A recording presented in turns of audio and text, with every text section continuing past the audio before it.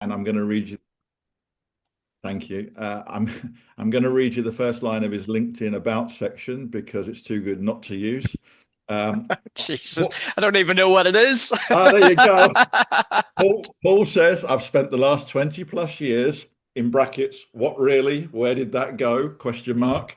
Helping early and growth stage tech companies scale their go-to-market without adding unnecessary complexity. So that's definitely a man who's lived the battle. Today, he's taken us through how to engage the modern buyer. And let's be honest, modern buyers are distracted, impatient, and are often allergic to nonsense. So should be great fun and no pressure, Paul. The floor is yours. All right, no pressure. I did do a few slides, but they were done at like 1:30 in the morning, so forgive me if they might have some spelling mistakes or not flow the way they probably should. So give me 1 second here. No worries. Um, Alrighty. So engaging with a modern buyer. So I'm going to set the scene, and I'm sure this will resonate with most of you. The modern buyer is very different to what it was even a year ago, 2 years ago, 5 years ago, definitely 5 years ago.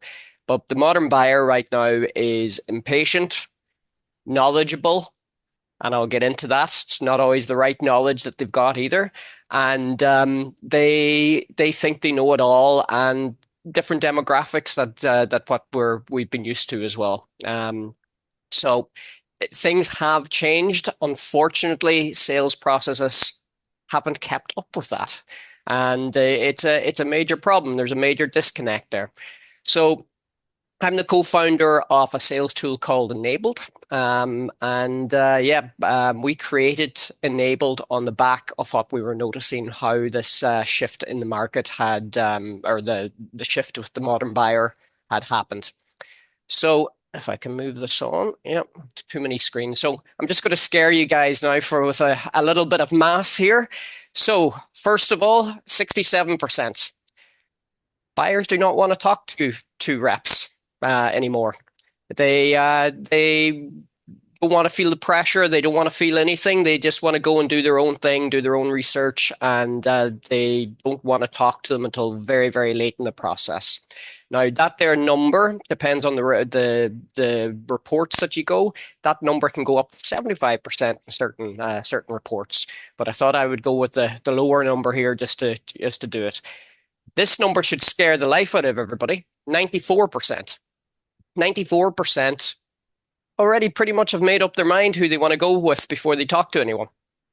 So they might have to go through like, the motions and talking to one, two, three different vendors and stuff, but they've already ranked them how they think they're gonna come out. And that bias goes into those conversations. So that is a problem. This number, I think, is increasing all the time, 86%. 86% of deals die. So when you have a great conversation, you're going, yeah, I've got this.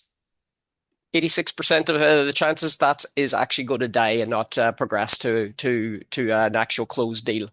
And then 81%, which kind of goes into the 67, 81% of people who do not talk to reps at one point in their process are annoyed. They get buyer's remorse.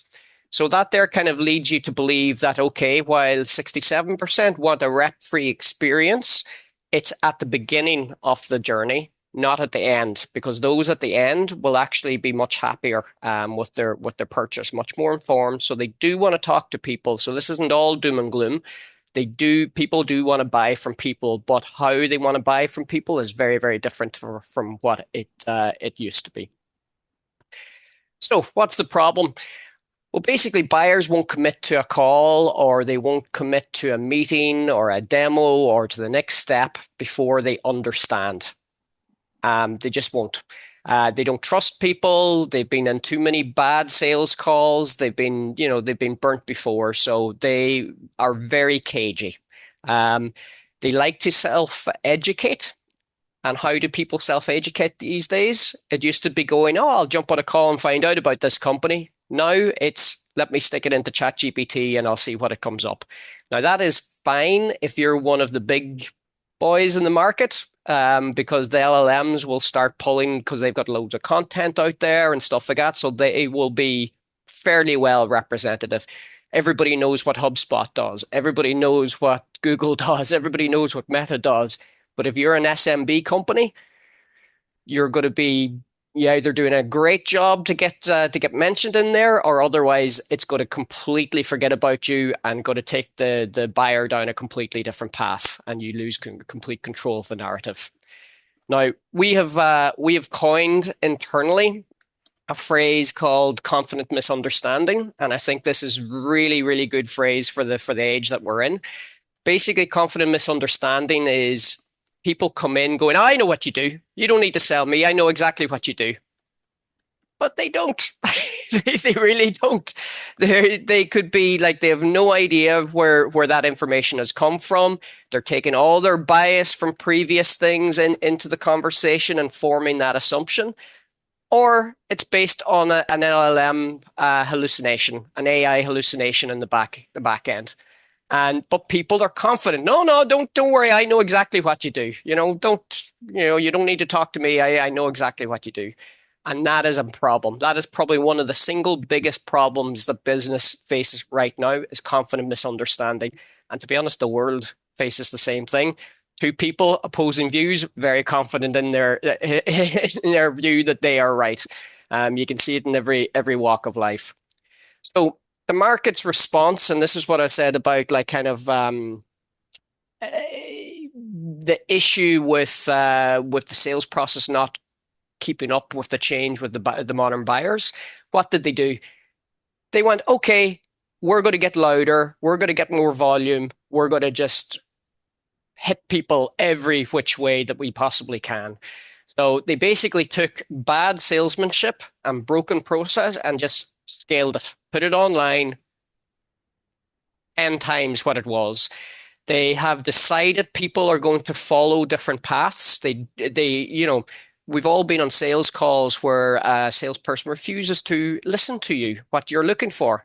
Have you ever gone into like I use the secondhand car dealership type of thing?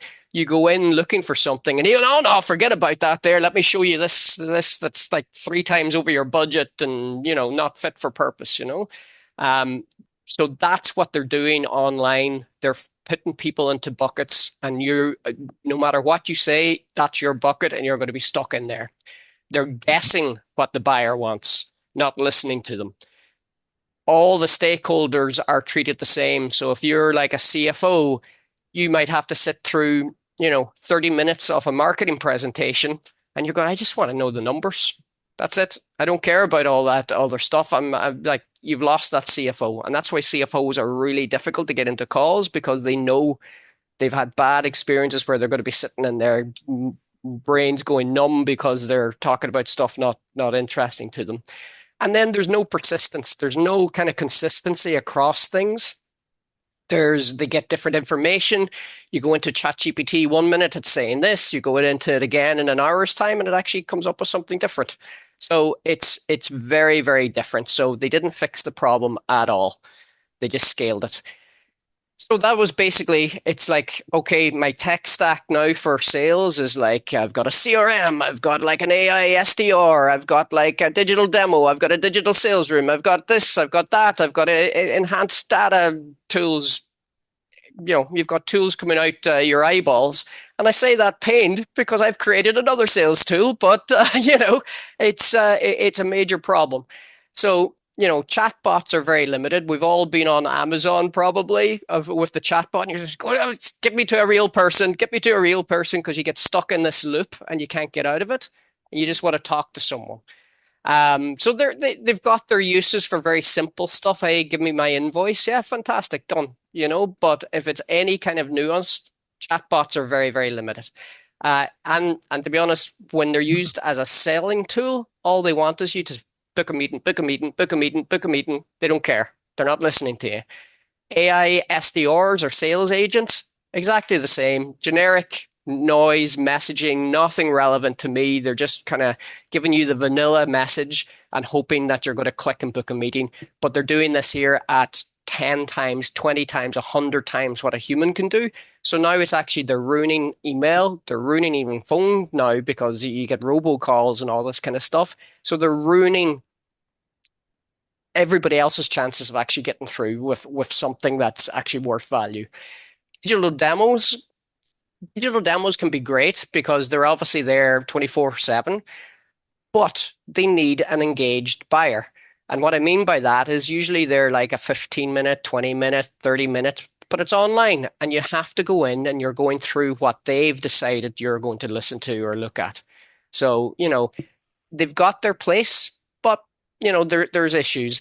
And same with digital sales rooms, great but it's very late in the funnel. And again, you need an engaged sort of buyer to go in there and start going through all the various documents and stuff.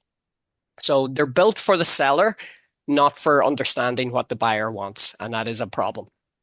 Now, what we did, we took a very different approach. And the reason we actually built the sales tool was because we were going, well, this goes against all the sales tools out there go against what you've been taught, which is basically, put the buyer front and center, listen to them, active listen, all this good stuff that we've always been taught has been thrown out the window. And we were going, well, that doesn't make sense. That's always been the way it should have been. So, that's what we do.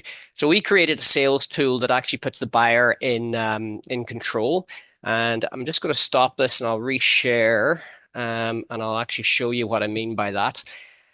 Now, one of the things was very interesting what Alex said there earlier about you never want someone to sell or talk to about you. You want to do it yourself. And the reason is, if we've all played the game Chinese Whispers when we were a kid, that information degrades very quickly when you're leaving. So the whole idea, if you're pulling in multiple stakeholders and different things like that there, you run the risk of somebody getting completely wrong, confident misunderstanding. Oh, they do this. No, mate, you weren't listening to me. I've already explained this to you. This is what we are. And this is the whole reason of the tool. And I'll give you an example. So this is the tool here. It can be deployed any number of ways. It can be, for any of you who do trade shows, QR code in the back of a business card. You get talking to someone for 30 seconds. Hey, nice to meet you. An hour, 2 hours later, you can't even remember what they do. And this allows them to scan that and sort of ask their questions. It can be in your email. A simple link. Hey, if you have any questions, click here. We've got like a digital solutions expert or whatever you want to call it, can answer all your questions. Or you can deploy it on your website, even as a chatbot-esque on the corner of it if you want. Or we've got some clients as well that, let me get that down. Sorry, I've got too many screens opened up here. Or you can just deploy it in your website, whatever way you want to do it as a splash page. So there's any number of ways to deploy it. Completely brandable.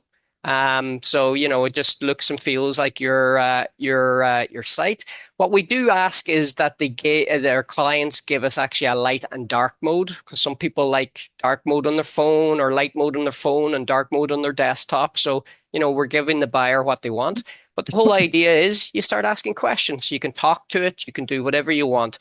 And this is where I was saying to Alec, this allows people to go in and find out exactly the information you want. Now, I'm already cookied here, so it's not asking me, but the first question it'll ask me is what my role is. So it'll actually get you, and then if you put in CFO, you'll get finance answers back. If you put in marketing, you'll get marketing slant to your answer, sales, operations, whatever it might be. So it's very persona based. So that means that people go in and get exactly the information they want. Now, the beauty of it is, I'll give you an example of a client. A client of ours, US, calling into hospitals. They cold called a hospital. So you can imagine how slow their sales cycle is with hospitals. They cold called a hospital and go, hey, this is what we do. The guy goes, hey, sounds interesting. I don't trust you to book a call. And honestly, it's the CEO and the CFO that needs to make this decision. Good luck getting them for 6 months. Send me some information, call back in 6 months. We all been in that situation. We know that's a dead deal before it even started. It's going to be forgotten about within 30 minutes, never mind 6 months. So that's fine. So after the call, the salesperson actually sent them their version of enabled. So it was branded up. And we saw that prospect in asking questions. We saw him share it. There's a nice share button up here. CEO went in, goes, how would this work with my existing infrastructure? Boom, got the answer. CFO was in, well, how's your fees structured? They called back that day, booked the call, signed the deal within 4 weeks. And every time before the meetings, they were in asking questions. So they caught assumptions that the prospect had before they became solidified, and we're able to kind of everybody, and even the user kind of went, well, that was brilliant because we were able to find out exactly what we wanted to do before the meeting. And then the sales team were able to see everything before the meeting. So they were very, very focused. So the whole idea, sorry, I should have really shown you the answers, but basically it'll give you your question. It'll give you a kind of a short synopsis of an answer for you, a high level kind of thing, and then it'll give you the main bullet points, which then you can dig into. So you can go and look at whatever you want. Now down here, it'll pull up different resources that are related to your question. Could be images, could be infographics, could be documents, could be videos, any number of things there. And you can just kind of click on them, get into more detail, download it, print it, whatever you want to do for your records. And then it'll, again, not wanting the user to be having, oh, geez, I have to think about this too hard. It'll give some follow-on questions as well. And at the end of the session, it'll actually ask after a certain, I think probably one more question, it'll actually ask, hey, would you like a copy of this transcript so you can actually get the transcript? But you also actually have a question history here too, so you can, go back in. So maybe you went down one path one time, but now you want to go down a different path. You can go back to where you were asking, and yeah, it just answers everything. Now we use HubSpot, so we've hooked ours into HubSpot. So I very rarely go into our analytics now because I've got all here, so you can see here how many times it's in, the questions, yada yada yada. But I go into my thing. I've notification set up in my Slack, so after a certain amount of questions, I get notified, so I can go, oh, actually, Tom here is really, really engaged. I'm going to call him, and I'll be able to see absolutely everything, all the questions that he's asking. Here he's talking about, well, how does a single source of truth, basically, how does it remain unbiased? How is it like very, very security conscious? Now, usually up here, you would get like who they are, their role, and their email. But because I cookied him ahead of time, I didn't need him to fill out any details before I knew it was him. So it's very easy to do all those things and keep track. But even if you don't have your CRM, I'm sales, so I live in my CRM, but like a lot of people don't. Maybe they just want to see high level kind of thing. So the reporting is very robust. We basically created an enterprise grade tool for an SMB market with a price point to boot. So entry level, $299, which is what, about 250 euros with today's exchange rate in and around, and that gets you 4 seats. Additional seats can be $50 a seat then at that point. So salespeople can, get their own Calendly link in there. They can get, like I'm here as a kind of a manager level, so I see all the agents, but I could go in and, just look at one particular agent. That agent would only be able to see their particular details. So yeah, that's engaging with the modern buyer. Happy to answer any questions if I can. Very good, Paul. Thank you. Does anybody have any questions for Paul?